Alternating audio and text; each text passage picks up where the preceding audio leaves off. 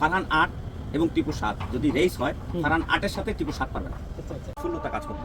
সেক্ষেত্রে ছোট থাকাকালীনই যখন মনে একটা আবেগ ছিল, হঠাৎ করে আমার শ্রদ্ধেয় বড় ভাই একজন আছে আমার বেয়াই সম্পর্কে, উনিও এই যে আজি মালবাহী জাহাজে চিটাং লাইনে মালবাহী জাহাজে চাকরি করে, ওনার রেফারেন্সই আমার এই সেক্টরে আসা। এরপর আস্তে আস্তে পদোন্নতি, প্রথম আমরা লস্কর হিসেবে কাজ করি, তারপর সুকানি হিসেবে কাজ করি, তারপর তৃতীয় শ্রেণীর মাস্টার হিসেবে কাজ করি। মানে এটা আপনার ইচ্ছা?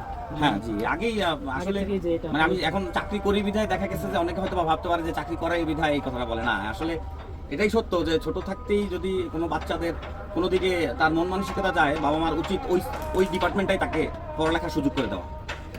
আপনি মাস্টার হওয়ার পরে সর্বপ্রথম কোন লঞ্চে ছিলেন? আমি মাস্টার হওয়ার পরে সর্বপ্রথম লঞ্চে ছিলাম না, আমি চিটাং লাইনের মালবাহী জাহাজে ছিলাম।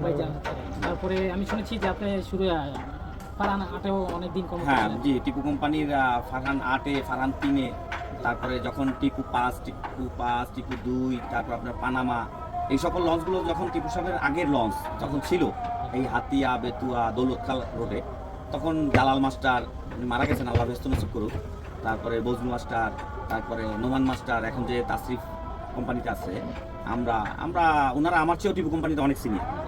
আমরা বিগত প্রায় এক একজনে 19-20 বছরের কম না টিপু কোম্পানিতে চাকরি করেছি। ফারহান ৮-এও আমি প্রায় দীর্ঘ 7-8 বছর ছিলাম ইনচার্জ মাস্টার হিসেবে, এবং টিপু 7-এও ফাঁকেও আমি চাকরি করেছি।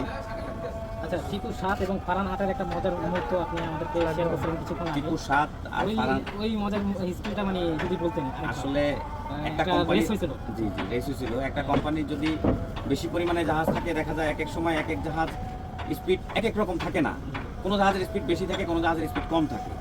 কোম্পানির গুডউইলের জন্য দেখা যায় যে আমার কোম্পানি যদি আমাকে অর্ডার করে যে এই লঞ্চটাকে আমি মার্কেট ভিউ করার জন্য, আমার এটা অন্যান্য লঞ্চগুলোকে মার্কেট একটু ড্যাম করার জন্য যদি স্পিড এটাকে আমি বেশি হিসাব করে চালাই, আসলে কিন্তু দেখা যাবে যে অন্য লঞ্চের স্পিড বেশি, কিন্তু কোম্পানি অনেক সময় তার ব্যবসায়িক ক্ষেত্রে কিছু কিছু লঞ্চের দেখা যায় যে স্পিড কমায় বাড়ায় চালায় মার্কেট ভিউ রাখে। ঠিক তেমনই টিপু ৭ এবং ফারহান ৮ এই দুটো লঞ্চই আমি চালাইছি, কিন্তু আমার অভিজ্ঞতার সম্পূর্ণতায় আমি বলি যে ফারহান ৮ এবং টিপু ৭ যদি রেস হয় ফারহান ৮-এর সাথে টিপু ৭ পারবে না।